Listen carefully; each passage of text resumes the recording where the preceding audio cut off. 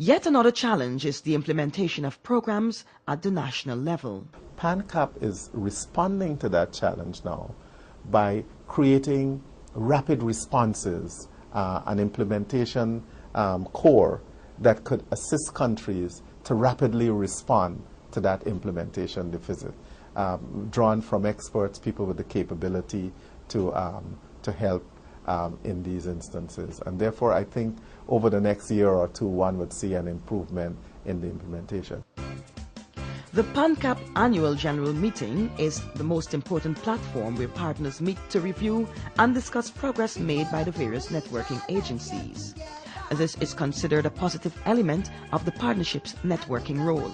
By having all these partners around the table, I think we will, over time, be able to get a very much harmonized agreement on core indicators, agreement on reporting schedules, so that it's much more time efficient and cost efficient for countries to manage that. And that is a huge advantage of PANCAP.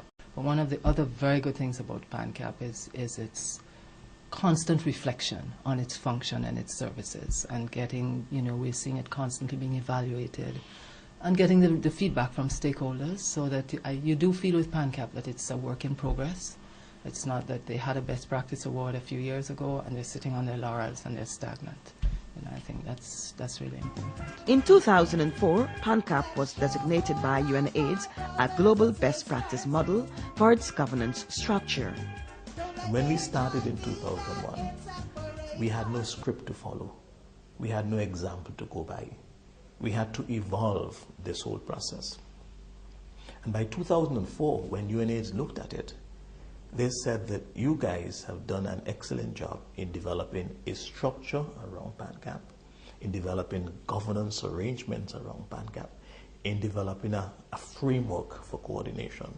And it's written up by UNAIDS as an international best practice in their Best Practice Series 2004. The form and substance which PANCAP gave to such a broad-based network comprising governments, regional organizations, private sector, civil society and networks of people living with HIV/AIDS, all working to reduce the spread of AIDS, no doubt led to the international recognition it received.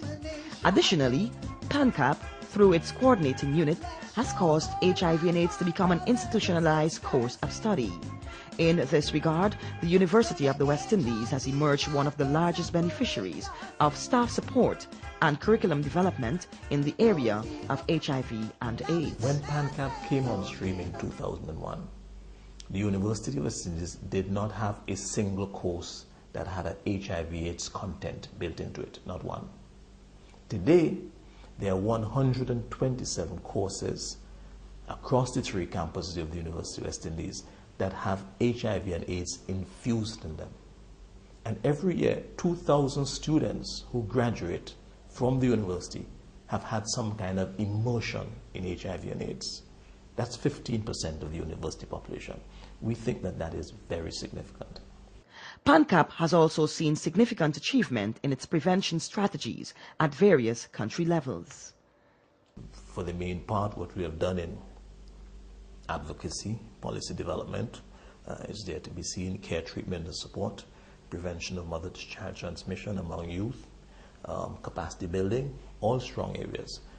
In countries like the Bahamas, they've almost removed the issue of transmission from mother to child among women who have been properly treated.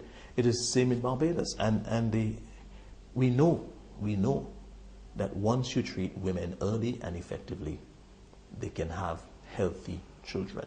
That is something that is very doable.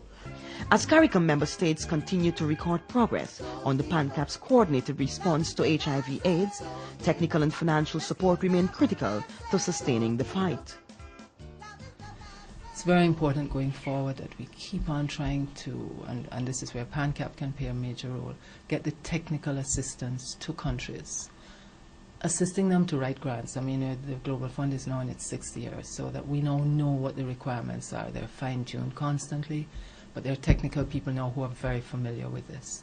It's really a lot easier now because we're kind of past the experimental stage, but I think we have to sustain continuing to apply for grants across the region so that we can meet our big goal right now, which is universal access to prevention, treatment, support, and care by 2010. The PANCAP roadmap for universal access has targeted, as near as possible, 100% access to care and treatment, including antiretrovirals, by 2010. The challenges are how to get PANCAP countries to collaborate on a care and treatment program to achieve universal access. In 2005, Prime Minister Douglas led a PANCAP mission to Brazil to observe health practices and to garner the support of that country. At the end of the mission, a number of agreements were reached between PANCAP and Brazil. These included technical support for the partnership and much-needed drugs for persons living with HIV/AIDS in the OECS countries of CARICOM. We are hoping that with the provision of antiretroviral drugs for 500 persons already infected by HIV/AIDS, this would be used as a pilot project in support of the Pan-Caribbean Partnership Plan of Action for care and treatment of persons within the Caribbean community who are infected and who are affected by HIV/AIDS. I can say with certainty that my Caribbean colleagues will continue to work with the government, the leadership of Brazil, to address a large number of the problems which confront us today as we move our countries to a different and higher level. Brazil has delivered, and people in the OECS are being treated on antiretrovirals provided by Brazil out of this agreement. Also under that agreement, we are dealing with issues of monitoring and evaluation, issues of training for clinicians and our nurses who are involved in treatment. We are dealing with youth, how we exchange youth experiences. We are dealing with trade in international property rights and services. All of that under the Brazil agreement. Much has happened over the 6 years covered by the strategic framework. Now, PANCAP is in the process of finalizing a new framework for the period 2008 to 2012, one which builds on the achievements of the first, but which takes a more country-centered approach. PANCAP has to do two things. It has to look at how it might increase both the quantity and quality of regional goods, and at the same time, to see how it is delivering on the ground. And we just need to now, as we move forward, I believe, to deal with some of the, what we call the vulnerable groups, how we ensure that monitoring and evaluation is more central to what we've done, as well as your aspect of research. Also, the new framework is going to attempt to put a dollar value on implementing this work. The previous one didn't. Even as PANCAP focuses on the way forward, it cannot help but reflect on its journey over the past 6 years of the Caribbean Regional Strategic Framework.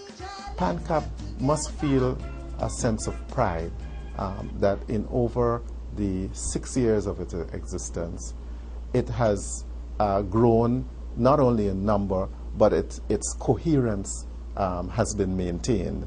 And that, I suspect, has to do with something of the leadership and the political will that we benefited from. The leadership of the region has been very supportive of PANCAP.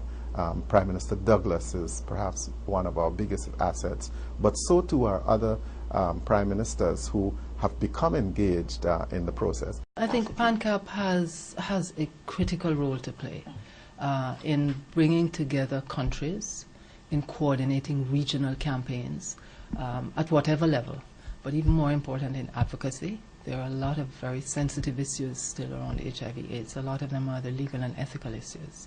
And PANCAP, by its neutrality, by its being slightly one step backwards from immediate country, is in a perfect role to bring together key policy leaders across the region.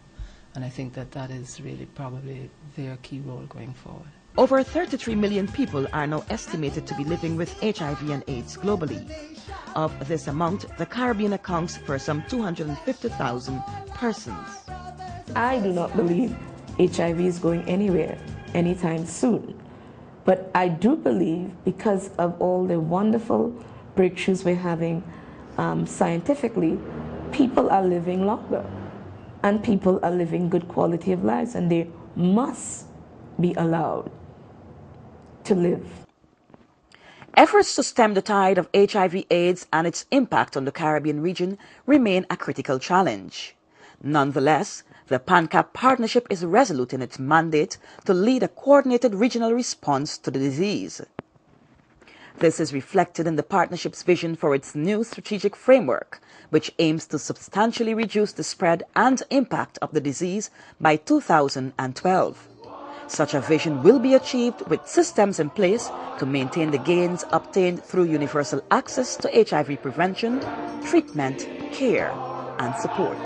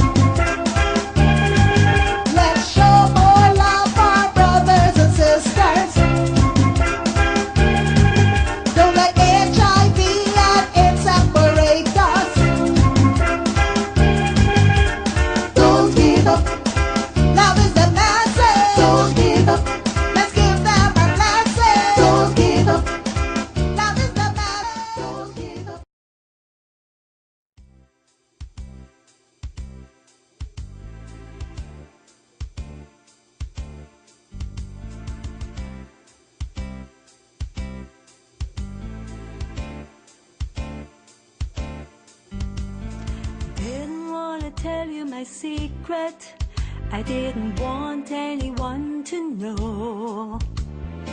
Didn't want to see the look in your eyes when I told you